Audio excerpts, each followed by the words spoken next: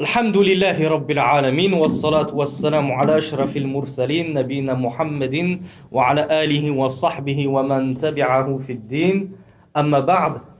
Aujourd'hui, c'est un cours capital et fondamental et il est en corrélation étroite avec la khutba qu'on a donnée hier.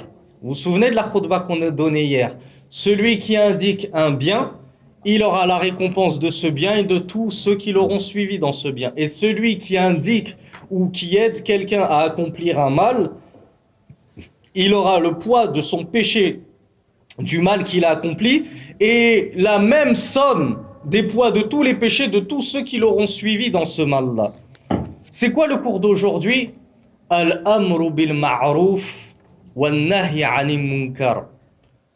Ruknun min arkani dinina, c'est vraiment un pilier fondamental de notre religion qu'on a trop délaissé. Et vous le verrez lorsque le cheikh évoquera les versets relatifs à cela et les hadiths du prophète relatifs à cela, vous comprendrez tout de suite pourquoi nous les musulmans, en 2020 plus que à n'importe quelle autre période, et en France plus que dans n'importe quel pays, on est autant dans la difficulté et dans la gêne.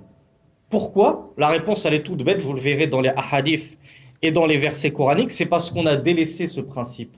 On a délaissé ce pilier, al-amru bil ma'ruf wa nahy 'anil munkar, qui en français veut dire ordonner le convenable, le bien, et blâmer le blâmable, réprouver le réprouvable, condamner le réprouvable. Donc le cheikh nous dit في وجوب الأمر بالمعروف والنهي عن المنكر. يؤمن المسلم بواجب الأمر بالمعروف والنهي عن المنكر على كل مسلم مكلف قادر علم بالمعروف ورآه متروكا أو علم بالمنكر ورآه مرتكبا وقدر على الأمر أو التغيير بيده أو لسانه. Alors là, le cheikh nous a fait une longue phrase, mais chaque mot de la phrase est très important. Parce que chaque mot de la phrase renferme implicitement et tacitement des conditions, des règles. C'est pas on fait l'ordonnance du bien n'importe comment et on réprouve le blâmable n'importe comment. Alors le cheikh nous dit, je traduis en français, ensuite j'explique un petit peu ce qu'il nous dit. Il nous dit le musulman croit en l'obligation du amru bil ma'ruf wa nahy 'anil munkar. Donc le cheikh nous dit ordonner le bien et réprouver, condamner le blâmable, le mal. Qu'est-ce qu'il nous dit? Il nous dit c'est un wajib. Ah, donc c'est pas juste une sunna. Si je veux, je le fais, et si je veux pas, je le fais pas. Non, le cheikh nous dit c'est un wajib, c'est obligatoire. Tu vois quelqu'un faire du mal quelque part, tu es obligé d'aller lui faire le rappel, d'aller lui faire la da'wa et de blâmer ce qu'il est en train de faire. Donc le cheikh nous dit premièrement c'est un wajib, c'est une obligation, al-amru bil ma'ruf wa nahy 'anil munkar. Ensuite il nous dit c'est une obligation envers qui? Il nous dit ala kulli muslimin mukallafin. Ah, فهل يعني أن الأمر بالمعروف والنهي عن المنكر واجب على كل مسلمة مكلفة؟ أنا أسألكم هل هذا واجب على النساء كذلك أو إنما هو واجب علينا نحن معشر الرجال؟ Le cheikh nous dit c'est une obligation pour tout musulman responsable. Mukallaf, on a expliqué, c'est-à-dire qu'il a au moins atteint la puberté, il a tout son esprit, etc. Mais il a dit tout musulman au masculin. Ça veut dire quoi? Ça veut dire qu'une musulmane, une femme, nos sœurs, ce n'est pas obligatoire pour elle de faire al-amru bil ma'ruf wa nahy 'anil munkar, condamner le blâmable, ordonner le convenable. C'est obligatoire juste pour les hommes ou c'est obligatoire pour les hommes comme pour les femmes? C'est obligatoire pour tout le monde. On l'a dit, je crois que c'était justement la khutba précédente ou celle juste avant, on a dit inna an-nisa shaqa'iqur rijal illa fima khassa Allahu ar-rijal bi khususiyatihim. Donc les femmes, on a dit, dans notre religion en islam, les femmes, c'est un petit peu les jumelles des hommes. Elles ont les mêmes droits que les hommes, mais aussi les mêmes devoirs que les hommes, les mêmes responsabilités que les hommes.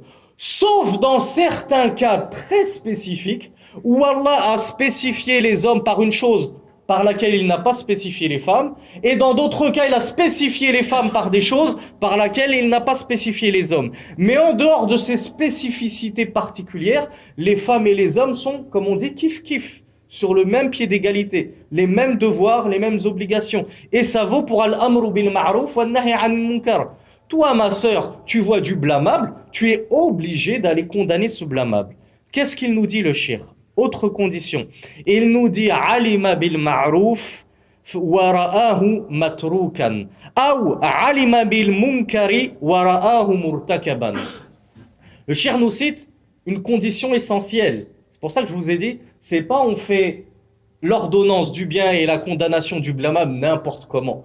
Le premier ignorant qui ne connaît rien à son dîn, comme on le dit chaque semaine dans tous les cours, il vient te voir après la salat, ouais, akhi, tu as rattrapé ta prière et t'as lu à voix haute alors qu'il fallait lire à voix basse. Ouais, akhi, t'as fait sajdatou sahw avant le salam alors qu'il fallait le faire après. Des ignorants qui connaissent rien, et il vient, il s'improvise imam et il s'improvise amirun bil ma'ruf wa nahin 'anil munkar.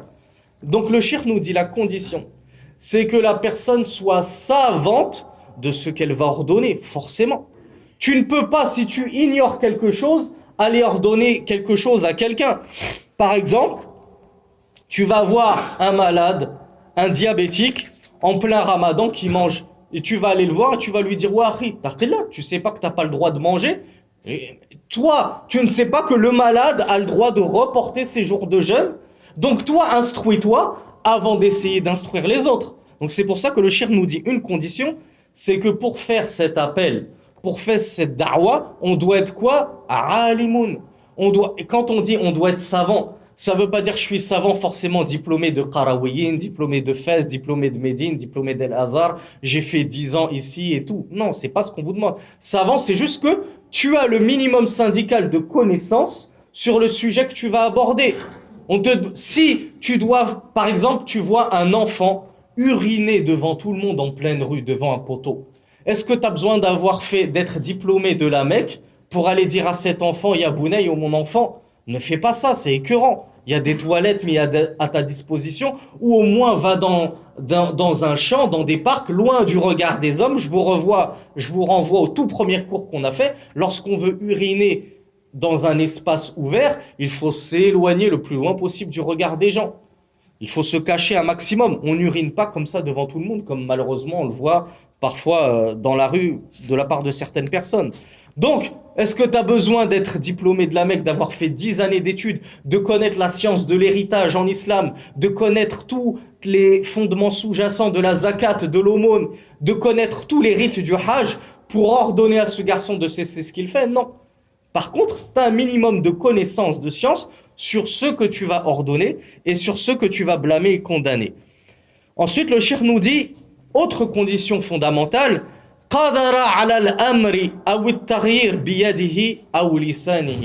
ensuite, pour faire cet appel à Allah, pour condamner le blâmable et pour ordonner le convenable, il nous dit, il faut que tu en aies la capacité.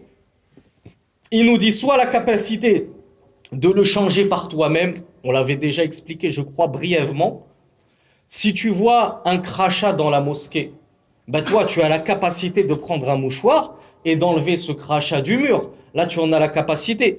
Mais admettons que tu sois tétraplégique, tu n'aies pas l'usage de tes bras et de tes jambes. On te dit, une telle personne, elle n'a pas la capacité de changer ce munkar, ce blâmable. Donc elle n'est pas tenue de faire taryir al-munkar wa inkar al-munkar wa al-amru bil ma'ruf. Donc le cheikh nous dit, faut que tu en aies la capacité physique et verbale. Ensuite, le cheikh nous dit, وإنه يعني الأمر بالمعروف والنهي عن المنكر من أعظم الواجبات الدينية بعد الإيمان بالله تعالى. Ce fondement, ce pilier qui est l'ordonnance du convenable et la réprobation du blâmable. Le cheikh nous dit ça fait partie des obligations de notre religion les plus importantes et les plus fondamentales. Après quoi? Après forcément al-tawhid, après al-iman, notre croyance en Allah subhanahu wa ta'ala. إذ ذكره الله سبحانه وتعالى في كتابه العزيز مقرونا بالإيمان به عز وجل إذ قال كنتم خير أمة أخرجت للناس تأمرون بالمعروف وتنهون عن المنكر وتؤمنون بالله وذلك للأدلة النقلية السمعية والعقلية المنطقية الآتية. Donc ensuite le cheikh nous dit, c'est l'une des obligations les plus fondamentales de notre religion, ce pilier. Pourquoi? Parce que Allah subhanahu wa ta'ala, il l'a jumelé dans le Coran. Il l'a ramené en même temps que l'évocation de la croyance en Allah. Il a parlé de la croyance en lui et tout de suite après, il l'a jumelé, il l'a juxtaposé quoi? Al-amru bil ma'ruf wa nahi anil munkar, la condamnation du blâmable et le conseil de l'ordonnance. Dans quel verset? Dans un verset que je suppose vous connaissez tous. Kuntum khayra ummatin ukhrijat linnas. Vous les arabophones, vous l'entendez depuis tout petit, je suppose. Ça veut dire quoi en français? Vous êtes la meilleure communauté qu'on ait suscitée pour les gens, qu'on ait fait sortir pour les gens. Quand Allah Azza wa Jal nous dit vous êtes, kuntum antum, il s'adresse à qui? Il s'adresse à ceux qui vont remplir les conditions suivantes qui sont énumérées dans le verset. Il y a 3 conditions qui ont fait que cette communauté-là est devenue la meilleure communauté qui a été surgie pour les hommes. Première condition, humul ladhina ya'muruna bil ma'ruf. Deuxième condition, yanhauna 'anil munkar. Wash-shartu ath-thalith wa yu'minuna billah. هؤلاء الذين جمعوا هذه الشروط الثلاثة هم بحق خير أمة أخرجت للناس. Donc Allah Azza wa Jal nous parle de la meilleure communauté qu'il ait fait surgir pour les gens. Quelle est cette meilleure communauté qu'il ait fait surgir pour les gens? Eh bien, cette meilleure communauté qu'il ait fait surgir pour les gens, c'est une communauté qui se distingue et qui se caractérise par 3 spécificités. 3 caractéristiques. C'était la seule à les réunir. La première qu'a évoqué Allah avant même de parler de la foi. Avant même de parler de la foi, il a dit vous ordonnez le convenable. Ta'muruna bil ma'ruf. Deuxième caractéristique, tanhauna 'anil munkar. Vous blâmez et condamnez le blâmable, le répréhensible, le mal. Et troisième caractéristique, il l'a évoqué seulement tout dernier, wa tu'minuna billah. Et vous croyez en Allah. Alors mes chers frères, petite question piège. Cette meilleure communauté qu'on ait suscitée pour les gens, c'est qui? Déjà, Aslan Manhum, c'est qui?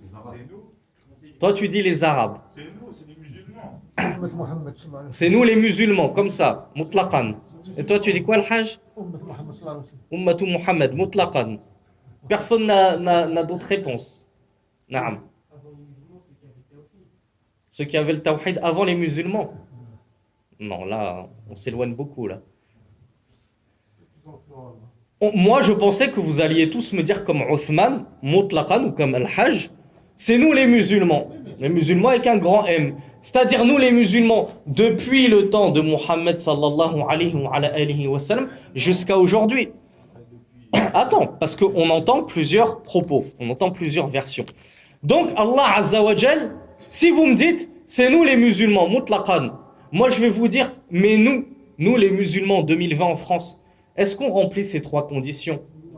Non. Déjà, hal nu'minu billah, je pense qu'avec les modestes cours qu'on donne depuis des semaines et des semaines, on voit qu'on est dans une belle salade niçoise. Nous, la Ummah de Mohammed, en 2020 en France, du shirk de partout, des mains de Fatma dans toutes les voitures et les maisons, nos femmes qui se rendent chez les marabouts, les devins, les gris-gris pour séparer l'homme de sa femme, pour avoir des enfants. Dans certains pays du Maghreb ou d'Afrique, on tourne autour de tombes et de mausolées, on jette notre argent dans des tombes. Donc déjà au niveau du tawhid, comme l'évoquait le frère, on est déjà dans de beaux draps, d'accord? Mais admettons que nous qui sommes présents dans cette mosquée, on est grâce à Allah subhanahu wa ta'ala, puis par notre talab al-ilm, notre effort d'apprentissage de la religion, on se soit débarrassé de ces vestiges de la mécréance, du kufr et du polythéisme, et qu'on soit devenu de vrais muwahhidoun, de vrais monothéistes, sans égarement dans la croyance. Mais il nous manque les 2 premières conditions, ou je rêve? Ou alors on est tous des amirun bil ma'ruf wa nahin 'anil munkar, Et je vous dis la vérité, je parle pour moi le premier. Je vous ai toujours dit, moi je suis un fidèle comme vous dans cette mosquée, je ne suis pas au-dessus de vous. Moi le premier, est-ce que nous, réellement, à chaque fois qu'on voit un acte blâmable, répréhensible, on va voir la personne pour lui faire al-amru bil ma'ruf wa nahy 'anil munkar, pour lui donner ce bon conseil? Est-ce que quand on voit quelqu'un, tout de suite on va le voir pour lui donner une bonne nasiha, pour le guider dans sa religion? Je pense qu'on est très loin de cela. Donc, si on ne remplit pas ces trois conditions, est-ce qu'on a le droit de dire qu'on fait quand même partie de cette khayru ummatin ukhrijat linnas? Oui, parce qu'il y a trois niveaux. Il y a celui qui veut se avec son cœur, qui n'a pas le courage donc de dire et de saisir. Il y a celui qui a le courage. Là, tu nous spoil le cours, là. Hein? Mais c'est pour ça que ma réponse tout à l'heure, j'ai dit les Arabes, c'est pas par fierté ou quoi, parce que je suis bien d'origine. Mais c'est parce que. Non, ta réponse, elle est très fausse, Ismaïl, puisque les Arabes, principalement, étaient polythéistes à l'avènement du messager d'Allah, sallallahu alayhi wa sallam. Oui, mais on ne peut pas dire, lorsqu'on lit le tafsir Kuntum khayra ummatin linnas, on ne peut pas dire c'était les Arabes. On ne peut pas dire c'était les Arabes. Tu dois exhorter le bien et blâmer le mal. Donc, par définition, pour moi, c'est les musulmans. Donc, quand je dis nous, j'espère que nous, on essaie de faire le mieux. J'espère. Et c'est ce qu'on verra. C'est pour ça que j'ai dit à Ismaïl, ne t'avance pas trop parce que tu vas nous gâcher la suite du cours. On va voir qu'il y a des darajat, il y a des niveaux dans l'amru bil ma'ruf wa nahy 'anil munkar. Mais juste pour répondre à cette interrogation, car certains frères peuvent se poser la question, est-ce que nous, les musulmans 2020, que ce soit en France, au Maroc, en Algérie, au Sénégal, au Mali, on est toujours à haqq, on est toujours digne d'être khayru ummatin ukhrijat linnas? Alors, on dit oui et non. Oui, on est toujours khayra ummatin ukhrijat linnas. Lima, parce que sur ces trois conditions, on a vu qu'au moins, au minimum, j'espère, bi'iznillah, qu'on a au moins la dernière des conditions. C'est laquelle? Al-iman billah. Wa hal ta'lamuna mu'minina siwana. Hal ta'lamuna mu'minin ala wajhi al-ard siwa al-muslimin? La. هل النصارى مؤمنون؟ لا. هل اليهود مؤمنون؟ لا. هل الهنود مؤمنون؟ لا. هل المجوس مؤمنون؟ لا. هل الشيوعيون مؤمنون؟ لا. إذن لا يوجد مؤمن على وجه الأرض سوى المسلمين إن شاء الله تعالى. Donc on dit oui, malgré tout, on demeure toujours à la base, la meilleure communauté qui a été surgie pour les hommes. Pourquoi? Parce que même si on n'a pas réellement encore assimilé les deux premières conditions, ordonner le bien, réprouver le mal, on espère qu'on a au moins rempli la dernière condition qui est la foi en Allah. Or, est-ce que vous connaissez une autre communauté, une autre religion, autre que les musulmans et autre que la religion de l'islam, qui a au moins la foi? Dis non. En 2020, seuls les musulmans ont la foi. On l'a déjà expliqué à plusieurs reprises, mes frères. Les chrétiens n'ont pas la foi. Ils ne croient pas en Mohammed, donc ils n'ont pas la foi. Les juifs n'ont pas la foi. Ils ne croient ni en Mohammed, ni même en Jésus. Donc ils n'ont pas du tout la foi. Les hindous n'ont pas la foi. Ils croient, ils adorent des vaches. Ils font leur wudu devant l'urine de vache. Ils se prosternent devant des singes. Comment on pourrait dire qu'ils croient qu'ils sont croyants? Les laïcs, les athées, les communistes, les majous, les adorateurs du feu, les adorateurs des étoiles, ces gens-là n'ont pas la foi. Est-ce que vous connaissez une communauté, une religion en dehors de l'islam et des musulmans qui au moins a la foi, al-imanu billah? Ben non, non, il n'existe que nous. Donc déjà, par cette foi qu'on a en Allah, cette iman billah, ben déjà, on est loin devant les autres. Walhamdulillahi rabbil alamin. Et c'est notre fierté. Au moins, nous, Allah, nous wahhaduka. Au moins, c'est déjà ça. Et on dit, donc on a dit oui et non. On est oui, la meilleure communauté sortie pour les hommes, et non, dans le sens que on n'a pas atteint le degré des sahaba, bien évidemment. Car cette meilleure communauté, à la base, lorsque Allah Azzawajal a dit à Jibril de dire à Mohammed, de lire ce verset Kuntum, ben il s'adressait à Mohammed et aux gens qui étaient parmi lui. parmi les sahaba. Donc c'était réellement les compagnons du messager d'Allah sallallahu alayhi wa sallam qui a été la meilleure nation, la meilleure communauté qui est surgie pour les hommes. Pourquoi eux et pourquoi nous on en est loin? Parce que Allah nous dit, vous ordonnez le bien, vous réprouvez le blâmable et vous croyez en Allah. Donc nous on fait toujours partie de cette meilleure communauté, mais bien sûr que on ne peut pas les égaler et de toute façon on ne les égalera jamais. On a vu que personne ne pourra être meilleur qu'un sahabi, qu'un compagnon du messager d'Allah sallallahu alayhi wa sallam. Maintenant le cheikh rahimahullah évoque des versets très précieux qui prouve l'importance de ce pilier qu'est l'ordonnance du convenable et la réprobation du blâmable. Allah Azza wa Jal nous dit وَلْتَكُنْ مِنْكُمْ أُمَّةٌ يَدْعُونَ إِلَى الْخَيْرِ وَيَأْمُرُونَ بِالْمَعْرُوفِ وَيَنْهَوْنَ عَنِ الْمُنْكَرِ وَأُولَئِكَ هُمُ الْمُفْلِحُونَ وَلْتَكُنْ على ما يدل ولتكن هذه الصيغة تدل على أي شيء. Elle n'est pas là, Yahsan. Il n'y a pas quelqu'un qui a étudié un petit peu le nahw au bled? La Hajja Abdurrahman, t'es fort un petit peu en arabe. Hein? Al-Amr, Ahsan, je vous l'ai dit, hein? Les Sénégalais qui nous apprennent la langue arabe. À nous les Arabes. Barakallahu alayk. زادك الله علما وإيانا ولتكن كيف تسمى هذا اللام ولتكن لام كيف تسمى هذا اللام لام الأمر لذلك ولتكن معناه كونوا ففي الآية ولتكن منكم أمة يدعون إلى الخير يعني كونوا أمة يدعون إلى الخير ويأمرون بالمعروف. Donc Allah subhanahu wa ta'ala dans le Coran, il emploie une formulation qui en français se traduirait par l'impératif, l'ordre. On a dit, même dans la langue arabe, al-amru yadullu ala madha, Hajj Abdurrahman? Al-amru yadullu ala al-wujub. Ça y est, ça, fahimnahu wa faqihanahu, on a compris ça. L'impératif, dans la langue du Coran, dans la langue arabe, ça exprime l'obligation. Donc Allah nous dit, et que fasse partie de vous une communauté. Donc lorsqu'Allah nous dit, et que fasse partie de vous, c'est un ordre.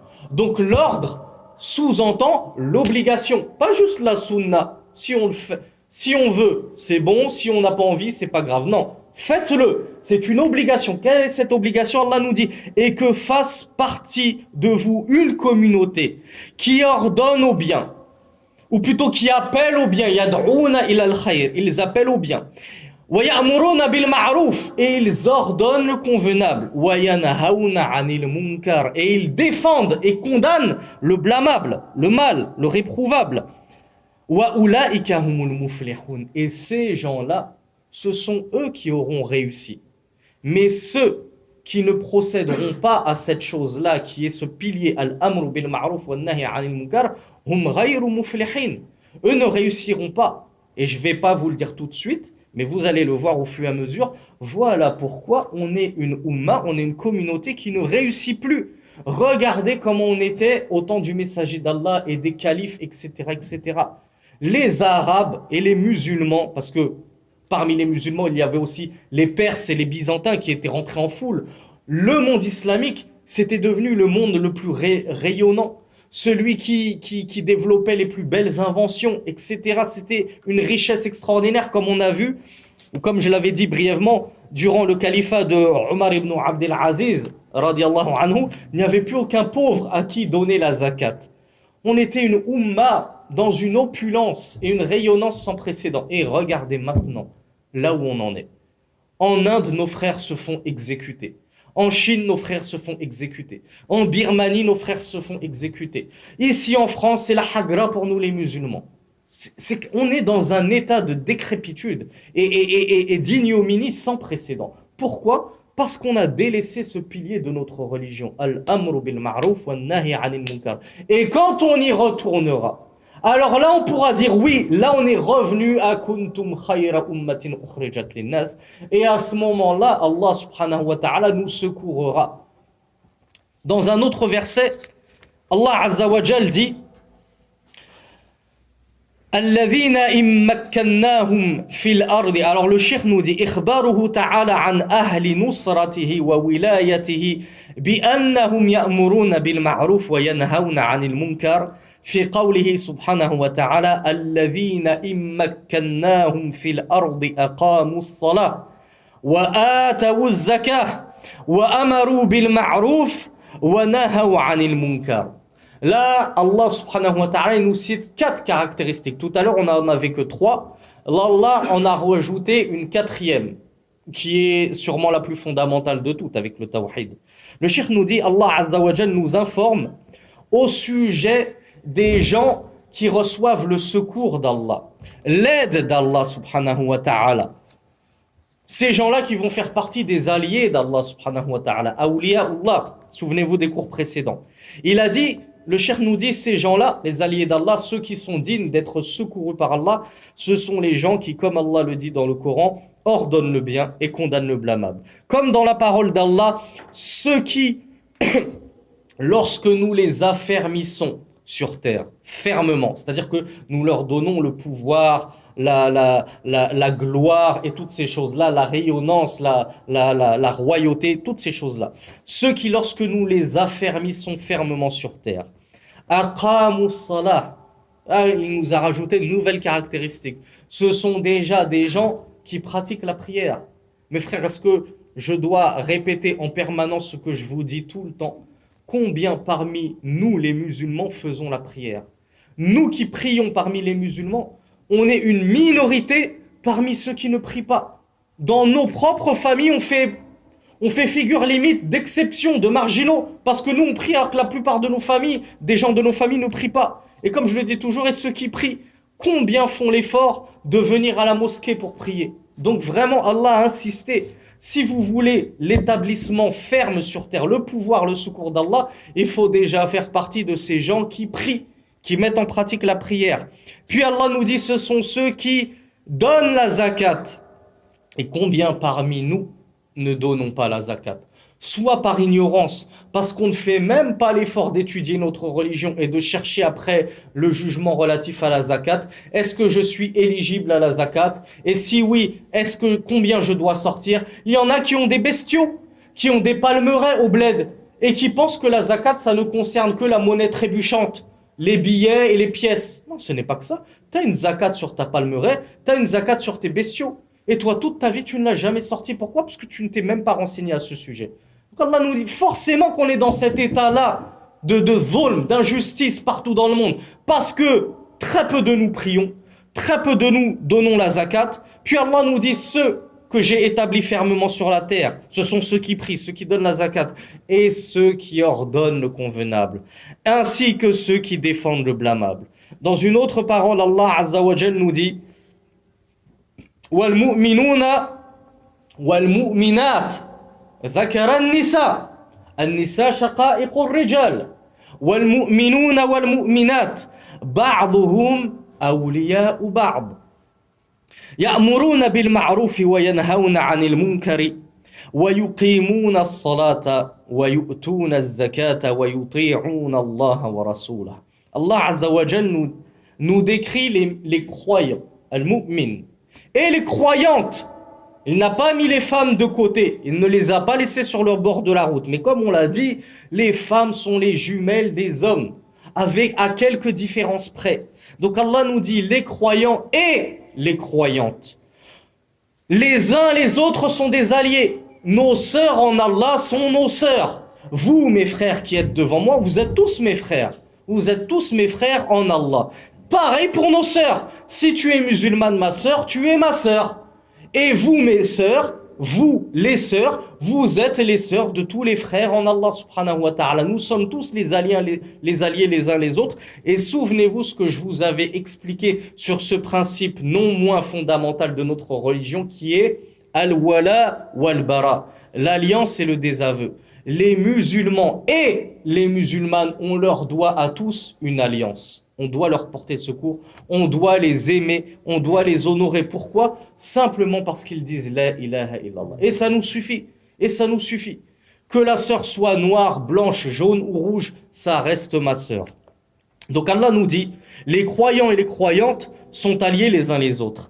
Ils ordonnent le convenable, ils défendent le blâmable, et ils s'acquittent de la prière et ils donnent la zakat et ils obéissent à Allah et son messager. وفي قوله سبحانه وتعالى فيما أخبر به عن وليه لقمان عليه الصلاة والسلام وهو يعظ ابنه بين قوسين اختلف العلماء في نبوة لقمان والأرجح وأكثر أهل العلم على أنه غير نبي ليس نبيا. Le cheikh nous dit, et la parole d'Allah subhanahu wa ta'ala, lorsqu'il narre le testament, l'exhortation de Luqman qu'il a donné à son fils. Et entre parenthèses, est-ce que Luqman est un prophète ou c'est un messager? C'est un sage. Hein? C'est ni l'un ni l'autre, c'est un sage. C'est ni l'un ni l'autre. C'est un sage. C'est ni l'un ni l'autre. Les savants ont divergé à son sujet, mais la plupart des gens de science voient que ce n'est ni un prophète ni un messager. Comme l'a dit le frère Ismaël, c'était un croyant qui avait la sagesse, le bon comportement. C'était un waliullah, c'était un allié d'Allah, mais pas un prophète et encore moins un messager. Donc Allah subhanahu wa ta'ala nous dit, en nous narrant son exhortation, Ya Bunay, aqimis salah. Et qu'est-ce qu'il a dit juste après? Non. Hein? Avant, aqimis salah wa... Bon, Othman il le connaît en français. Wa'mur bil ma'ruf wa naha 'anil munkar. Donc Allah subhanahu wa ta'ala nous cite le verset Ya bunayya aqimis salata wa'mur bil ma'ruf wa naha 'anil munkar wasbir 'ala ma asabak inna dhalika min 'azmil umur. Luqman a dit à son fils, et c'est une très belle exhortation, on devrait tous dire la même chose à nos enfants, on devrait tous les éduquer là-dessus. Oh mon fils, accomplis la prière, aqimis salat. La première des choses, mon fils, je t'apprends la prière lorsque tu commences à atteindre les 7 ans lunaires. Et ordonne le bien, le convenable. Wa'mur bil ma'ruf. Ça, vous vous rendez compte? Il a dit ça à son bounay. Un bounay, c'est pas quelqu'un qui a 18, 19, 20 ans. Un bounay, c'est un petit enfant. Et il a dit à son petit enfant, ordonne le bien. Nous, à quel âge est-ce qu'on va se décider à éduquer nos enfants sur le bien et à les réprimander sur ce qu'ils font de mal? Luqman, il n'a pas perdu de temps. Il me dit, oh mon fils, mets-toi à la prière, ordonne le bien et réprouve le blâmable. Déjà, il l'a éduqué sur ce pilier de la religion, l'ordonnance du convenable et la réprobation du mal. Et ensuite, il lui a dit, wasbir ala ma asabak.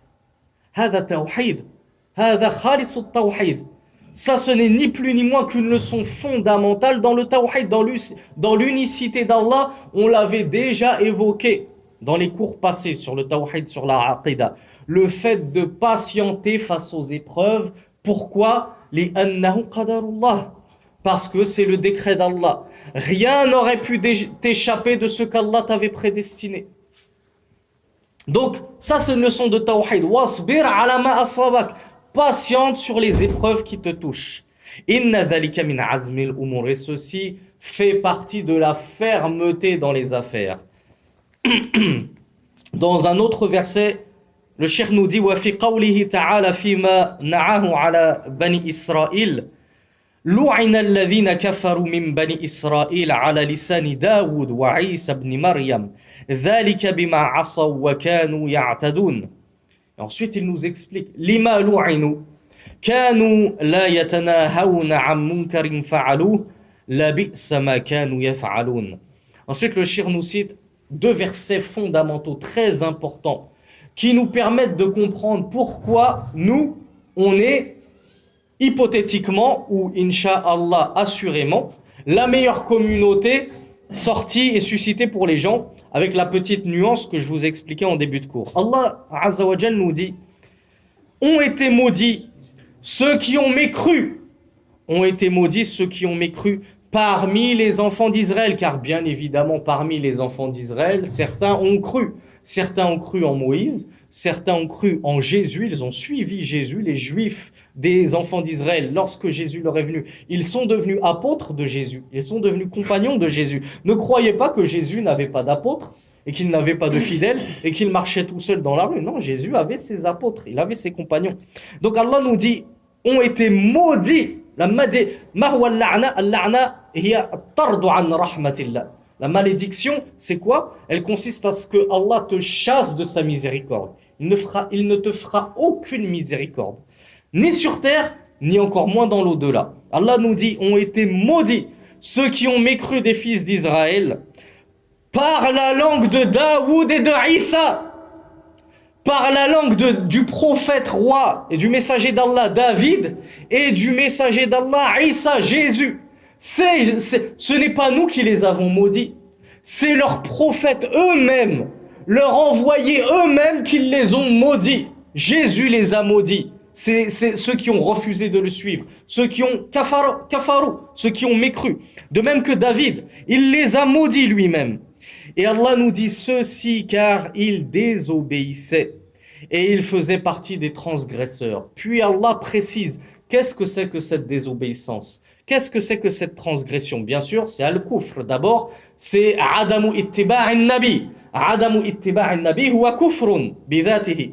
Le fait de refuser de suivre l'envoyé qu'Allah t'envoie, c'est déjà de la mécréance. Tu sors de la religion, tu ne peux plus dire « je suis toujours croyant » alors que tu refuses de suivre cet envoyé que Allah subhanahu wa ta'ala t'a envoyé. Donc lorsque Allah subhanahu wa ta'ala a envoyé Jésus aux enfants d'Israël, ces gens-là ne peuvent pas dire « non, nous on reste dans notre judaïsme et on est toujours croyant, quand bien même on refuse de te suivre, toi Jésus ». Non, tu refuses de suivre l'envoyé qu'Allah t'envoie, tu sors de la religion, tu sors de la foi.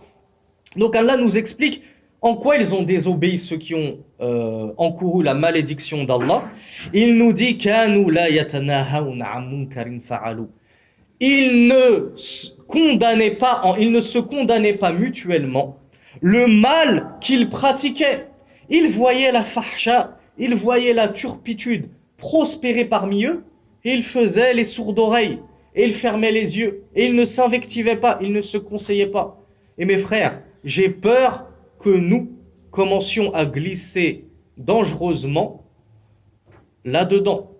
On voit la turpitude qui se propage dans notre Oumma, déjà parmi nous les musulmans, et on ferme les yeux. Nos femmes sortent dehors à moitié habillées, maquillées, parfumées, et on ferme les yeux, on ne dit rien. Ma'alish. Nos enfants, nos fils, nos filles, ils ont atteint la puberté, on l'a déjà dit, ce sont devenus donc des hommes et des femmes. On laisse notre fille pubère sortir sans voile, à une fête, etc., etc., au milieu des garçons. Elle va en boîte de nuit à 18 ans, on ne lui dit rien. Notre fils vend de la drogue sur le parking, on passe devant lui, on fait semblant de ne pas l'avoir vu, subhanallah. Comment voulez-vous après que nous on soit sauvés et que Allah fasse de nous khayru ummatin ukhrijat linnas? Mais il y a de grandes chances qu'on finisse par tomber dans la'anatullah, dans la malédiction d'Allah. Pourquoi? Parce que, comme l'a dit le messager d'Allah sallallahu alayhi wa sallam, en parlant des gens du livre, vous allez les suivre, empan par empan, coudé par coudé, jusqu'à ce que s'ils se réfugiaient dans le trou d'un lézard, vous les y suivriez. Et on est en train de faire les mêmes bêtises, les mêmes erreurs. On ne tire aucune leçon des bêtises qu'ils ont faites, des erreurs qu'ils ont faites et qui ont causé leur déchéance et leur malédiction. Et nous on fait la même chose. On délaisse la prière, on délaisse la zakat, on délaisse le suivi de notre messager, on délaisse al-amru bil ma'ruf wa nahy 'anil munkar, l'ordonnance du convenable et la réprobation du blâmable. Donc Allah nous dit, ils ne condamnaient pas le mal qu'ils pratiquaient les uns les autres. Et comme est avilissant, et comme est moche, et comme est mauvais ce qu'il faisait, c'est-à-dire le fait d'avoir délaissé al-amru bil ma'ruf wa nahy 'anil munkar. Wa fi qawlihi ta'ala fima dhakarahu 'an bani Israël min annahu ta'ala najja al-amirin bil ma'ruf wa nahin 'anil munkar wa ahlaka at-tarikin lidhalika faqala Allah 'azza wa jalla وأنجينا الذين ينهون عن السوء وأخذنا الذين ظلموا بعذاب بئيس بما كانوا يفسقون. Donc le cheikh nous dit, de même que lorsqu'Allah évoque au sujet des enfants d'Israël qu'il a sauvé parmi eux ceux qui ordonnaient le convenable et qui blâmait le blâmable et qui a fait périr les autres qui avaient délaissé ce pilier de la religion qui est l'ordonnance du bien et la réprobation du blâmable. Lorsque Allah nous dit dans Surat Al-A'raf, il nous dit « Et nous avons sauvé ceux qui condamnaient le mal, et nous avons attrapé et saisi ceux qui étaient injustes d'un châtiment ignominieux en vertu de ce qu'ils faisaient comme perversion. » Et la plus grande de ces perversions, c'était justement de fermer les yeux sur le mal qu'ils voyaient autour d'eux et de ne pas s'enjoindre mutuellement la vérité, al-huda, la bonne guidée qu'on a évoquée hier dans la khutbah. Ensuite, le shir a fini avec les versets coraniques qui appuient sur l'importance de ce amru bil ma'ruf wa nahy anil munkar, ordonner le bien, condamner le blâmable, et il nous cite des propos prophétiques, des ahadith nabawiya qui corroborent tout cela, qui appuient, qui vont exactement dans le même sens. أمر رسول الله أو قال أمر الرسول صلى الله عليه وعلى آله وسلم به يعني بالأمر بالمعروف والنهي عن المنكر في قوله من وهذا الحديث أظنكم جميعا تعلمونه عن ظهر القلب بالفرنسية أو بالعربية من رأى منكم منكرا ماذا فليغيره كيف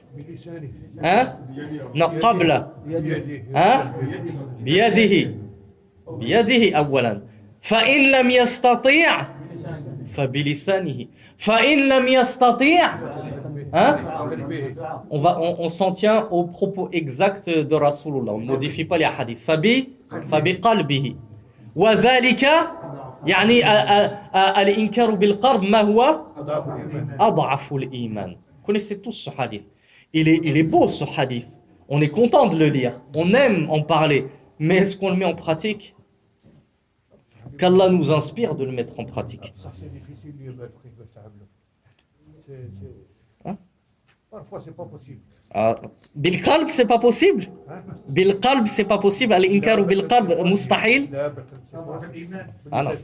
ليس وراءه حبة خردل من الإيمان في رواية الذي لا ينكر بقلبه فقلبه ميت فليس وراءه حبة خردل من الإيمان. Donc Rasulullah sallallahu alayhi wa sallam nous a dit, quiconque, il s'adresse à ses compagnons, mais ça vaut pour nous. Nous, on est censés suivre les compagnons et le messager d'Allah et Allah, par la compréhension des compagnons. Rasulullah nous a dit, quiconque parmi vous voit une chose répréhensible, une chose blâmable, une turpitude, qu'est-ce qu'il nous a dit? Alors, les arabophones, vous avez joué, on laisse la place aux francophones qui ne comprennent pas l'arabe. Qu'est-ce qu'il nous a dit, Rasulullah, lorsqu'on voit une chose répréhensible? Akhi, sur le pilier, qu'est-ce qu'il nous a dit, Rasulullah, lorsqu'on voit une chose répréhensible? Quelle est la première chose à essayer de faire?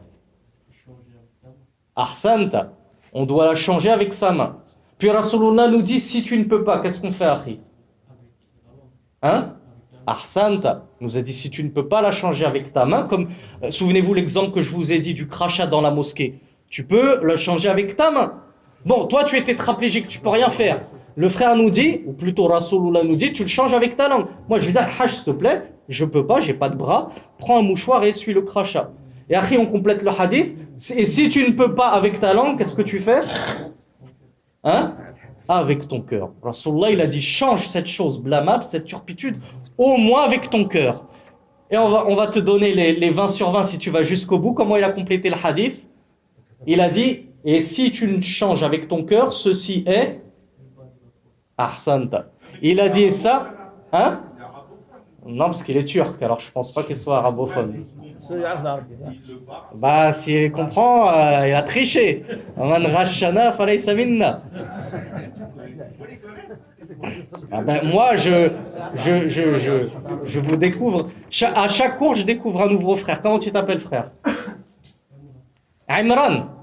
Celui qui est juste devant toi, il s'appelle Imran aussi. Alors, qui se ressemble, s'assemble, comme on dit. Al-arwah junudun, comme l'a dit Rasulullah. Alors, le hadith, on le reprend globalement parce qu'on l'a coupé. Rasulullah nous a dit, quiconque voit une action blâmable, une turpitude, quelque chose de mauvais, il a employé l'ordre, donc ça veut dire il est obligé de quoi? De le changer avec sa main, s'il en a la capacité. Revenez à ce qu'on a dit au tout début, la condition c'est d'en avoir la capacité. An takuna qadiran ala at-taghyir. Faut que tu sois dans la capacité de le faire. Et Rasulullah nous dit fa in lam tastati', mais si tu ne peux pas, tu n'as pas la capacité de le changer par ta propre main, eh bien au moins tu le changes par ta langue. Et tu blâmes cette chose, tu blâmes cette chose condamnable, ou tu ordonnes cette chose qui est obligatoire d'être mise en pratique. Et Rasulullah nous dit, mais si tu ne peux pas, on est dans un cas extrême, le Al-Hajj nous dit parfois c'est difficile, on ne peut rien faire. Non, Rasulullah nous dit, si tu ne peux ni changer par ta main, ni par ta langue, alors au moins tu dois le blâmer par ton cœur. Et moi je ne suis pas d'accord avec mon ami Al-Hajj qui nous dit même blâmer avec le cœur, parfois c'est impossible. Non, j'ai pas dit ça. Non? Avec le cœur, j'ai dit c'est possible. Ah, Mais Beliyed, c'est pas possible. Parfois, oui, parfois, physiquement c'est pas possible, parfois on ne peut rien dire. C'est pour ça que le dernier recours c'est de blâmer avec au moins le cœur, que tu réprouves cela. Et d'ailleurs, le fait de blâmer cette chose avec ton cœur, Rasulullah nous a dit, c'est le plus petit niveau de la foi. Qu'est-ce qu'on en comprend?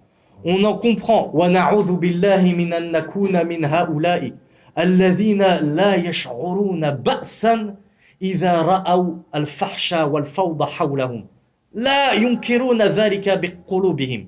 On espère qu'on ne fera jamais partie de ces gens qui ne ressentent strictement rien dans leur cœur lorsqu'ils voient la turpitude sous leurs yeux. Ils voient nos sœurs arabes, africaines, qu'on espère être musulmanes, en mini-jupe dans la rue. Et ils ne réprouvent même pas cela. Mais au contraire, ils sont contents. Ah, elle a de jolies jambes et tout. Qu'est-ce qu'il nous dit Rasulullah? Il nous dit là, ça veut dire que tu n'as même pas le plus petit niveau de la foi. Ça veut dire que ton cœur est mort, Akhi. Si ton cœur ne tressaille pas d'énervement, que tu ne condamnes même pas ça dans ton cœur, à défaut tu n'oses pas aller voir la sœur pour lui faire le rappel avec ta langue, à défaut de le faire avec ta main si tu es son tuteur, ou tu l'interdis de sortir comme ça dans des tenues aussi affriolantes, au moins si ton cœur ne bouge même pas, qu'il n'y a même pas un minimum d'énervement pour Allah, Rasulullah nous dit ça c'était le dernier niveau de la foi. Si tu ne l'as pas, c'est dans une autre variante et version, Rasulullah nous a dit laysa wara'ahu habba khardalin min al-iman. Ma huwa habbatu khardal? C'est quoi? Ahsanta Ismaïl, c'est un grain de moutarde. Rasulullah nous dit, si ton cœur ne bouge pas, ne frémit pas, lorsque tu vois le mal autour de toi, lorsque tu vois l'injustice autour de toi, lorsque tu vois les interdictions d'Allah piétinées, lorsque tu vois les ordres d'Allah délaissés, si au moins dans ton cœur tu n'éprouves rien, Rasulullah nous dit, c'est que tu n'as même pas dans ton cœur le poids d'un grain de moutarde de foi. Donc on demande à Allah subhanahu wa ta'ala qu'il nous préserve de faire partie de ces gens-là dont le cœur est complètement mort. Il est mort. Ce n'est qu'un lambeau de chair. Il n'y a aucune foi à l'intérieur. Bah oui, c'est ce qui se passe de nos jours. C'est pour ça que je demande protection auprès d'Allah contre ceci. Et le hadith est rapporté par Muslim. Qu'on ne vienne pas me dire, ah oui, mais ce hadith, il est daïf, il est authentique, rapporté par Muslim. Dans un autre hadith que nous cite le cheikh et qui va dans le même sens, Rasulullah a dit, sallallahu alayhi wa ala alihi wa sallam, la ta'murunna bil ma'rufi wa la tanhawunna 'anil munkar aw la yushikanna Allahu an yab'atha 'alaykum 'iqaban minhu thumma tad'unahu fala yastajibu lakum. Rawahu at-Tirmidhi wa huwa hasan wa huwa hadithun 'azim. Ma ma'na aw yushiku? Ma ma'na yushiku? Hein? Comment? Yas'aou. Yashra'ou. Il est doué notre frère du Sénégal, tabarakallah. Et les Arabes, vous êtes où là? Réveillez-vous là. Tu nous as demandé de pas louer. Oh là là, dit-il au perché sur son palmier là. Alors Rasulullah sallallahu alayhi wa sallam a dit, et il a employé al-amr, encore une fois, l'amul amr. C'est bien ça, Akhi Abdurrahman. Il a dit la ta'murun l'amul amr yadullu ala al-wujub. Rasulullah nous a dit, vous devez, il a employé l'impératif, il vous est obligatoire d'ordonner le convenable. Et il vous est obligatoire de condamner le blâmable. sous peine qu'il se peut qu'Allah subhanahu wa ta'ala n'envoie sur vous un châtiment de sa part. Et je pense qu'on n'en est pas loin, mes frères. On n'en est pas loin, si ce n'est qu'on est en plein dedans. Vous croyez que le coronavirus ne touche que les koufars, les non-musulmans? Je pense que même vous, vous devez connaître un frère parmi vous qui est malade. Et il nous a dit, sous peine qu'Allah subhanahu wa ta'ala ne vous envoie un châtiment de sa part. Puis, donc déjà, ça c'est dangereux. C'est dangereux qu'on risque un châtiment de la part d'Allah, car on ne s'est pas acquitté de cette ordonnance du convenable et de cette réprobation du blâmable. Puis Rasulullah nous dit, puis vous allez invoquer Allah, et alors il ne vous répondra pas. Il n'exaucera plus vos doigts. Et là, mes frères, on est en plein dedans. Pendant toutes les khutbahs, l'imam est là. Oh Allah, farij anna al-kurab. Oh Allah, nsur ikhwanana al-mustad'afina fi Sin, fi Burma, fi al-Hind. Hal yastajibu Allahu lana? Est-ce que Allah exauce nos doigts lorsqu'on lui demande depuis des mois, depuis des années, de secourir nos frères en Birmanie qui se font tuer, de secourir nos frères au Cachemire, en Inde, qui actuellement se font frapper jusqu'à la mort, que nos sœurs se font violer, que les enfants se font égorger, en Centrafrique aussi. Et je ne parle même pas des horreurs qu'il se passe quotidiennement en Syrie et en Palestine. Vous savez tous ce qu'il se passe là-bas. Et on fait tous des doigts. Pourquoi est-ce que Allah ne nous exauce pas? Peut-être parce qu'on est tombé sous la menace de ce hadith. Vous ordonnerez le convenable, et vous interdirez le blâmable sous peine, c'est-à-dire si vous ne le faites pas, alors Allah vous enverra un iqab, un châtiment de sa part, et vous l'invoquerez et il ne répondra pas à vos invocations. Il délaissera vos invocations. Et on voit que le iqab d'Allah nous touche petit à petit. Nos frères palestiniens sont éprouvés. C'est un vrai iqab d'Allah, c'est un vrai châtiment d'Allah qu'ils ont subi. Pareil pour nos frères syriens, pareil pour nos frères musulmans en Afrique, pareil pour nos frères en Inde. C'est un châtiment d'Allah qui se déverse sur eux. Et ne croyez pas, d'ailleurs Allah Azza wa Jal nous dit dans le Coran, et ne croyez pas que Allah enverra un châtiment qui épargnera une partie d'entre vous. Mais il se peut que le châtiment d'Allah vous touchera, vous aussi, vous les musulmans. Pourquoi? Parce que vous êtes restés les bras croisés sans rien faire. Et j'ai peur qu'Allah finisse par nous toucher ici en France. Et comme je l'ai dit, le coronavirus n'est pas loin de nous. Et peut-être qu'il nous touchera. Fallahumma hfadna. Qu'Allah nous préserve de cela. Alors on va lire juste un dernier hadith. Inch'Allah. رسول الله صلى الله عليه وعلى آله وسلم قال ما من قوم عملوا بالمعاصي يعني فعلوه وفيهم من يقدر أن ينكر عليهم فلم يفعلوا إلا يوشك أن يعمهم الله بعذاب من عنده هذا الحديث شبيه بالذي قبله. Et dans un troisième hadith qui est très semblable au hadith précédent, le messager d'Allah sallallahu alayhi wa sallam a dit: il n'y a pas un peuple, et je vous demande quand vous entendez le mot peuple de vous mettre à la place de ce peuple et de vous dire c'est peut-être nous. Il n'y a pas un peuple qui ne pratique al-ma'asi, les péchés. Ils tombent dans le péché, dans la désobéissance d'Allah. Alors que parmi eux, il y en a qui sont dans la capacité de le réprouver, de le blâmer, de le condamner. Ce mal que les gens autour de nous, de ce peuple, sont en train de faire et des péchés qu'ils sont en train de pratiquer. Mais ils ne le font pas. Certains parmi nous ont la capacité de blâmer ce mal, de condamner ce blâmable, mais on ne le fait pas. Sans que Allah subhanahu wa ta'ala soit sur le point de les englober tous par son châtiment. Par un châtiment venu de sa part. Donc encore une fois, un hadith qui nous prouve que, akhi, ce n'est pas parce que toi tu es mustaqim, tu es droit, masha'Allah, la quwwata illa billah, 5 fois par jour tu es au premier rang à la mosquée, que tu dois te dire, alaykum bi anfusikum, la yadurukum ma fa'ala al-akharin. Je me soucie que de ma propre pomme, et je m'en fiche de mes frères et de mes sœurs qui sont noyés dans les péchés, dans les innovations, dans les shirkiyat, dans l'associationnisme, dans les erreurs, etc., etc. Je m'en fiche. je ne me soucie que de moi-même et à la limite de ma femme et de mes enfants. Rasulullah te dit, si tu as la capacité au moins de la nasiha, au moins du bon conseil, et que personne ne le fait, alors Allah subhanahu wa ta'ala enverra un châtiment qui bien sûr saisira les pécheurs, ceux qui pêchent et commettent des péchés. Mais ce châtiment saisira même ceux qui ne pêchent pas, qui ne font pas de faute, mais qui se sont tus et qui sont restés les bras croisés sans ordonner le convenable et sans réprouver le blâmable. فأسأل الله سبحانه وتعالى أن يجعلنا من الآمرين بالمعروف والناهين عن المنكر وأن يحفظنا من عقابه. سبحانك اللهم وبحمدك أشهد أن لا إله إلا أنت أستغفرك وأتوب إليك وصل اللهم على نبينا محمد والحمد لله رب العالمين.